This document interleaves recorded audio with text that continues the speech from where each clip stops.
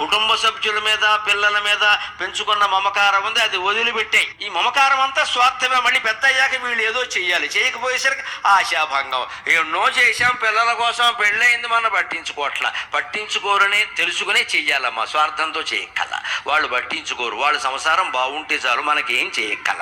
ఈ ఉద్దేశంతో చేస్తే నీ ఉద్దేశం మంచిది కాబట్టి ఖచ్చితంగా వాళ్ళలో కూడా మార్పు వస్తుందండి, అనుమానమే లేదండి.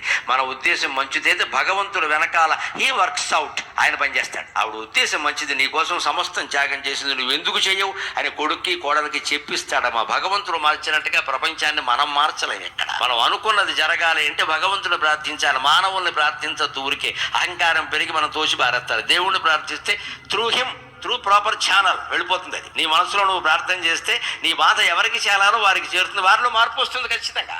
ఎవ్వరూ మార్చలేని స్వభావాలని భగవంతుడు మార్చగలరు. అందుకని చెబుతున్నాడు, త్యక్తవ్యో మమకారం వదిలే.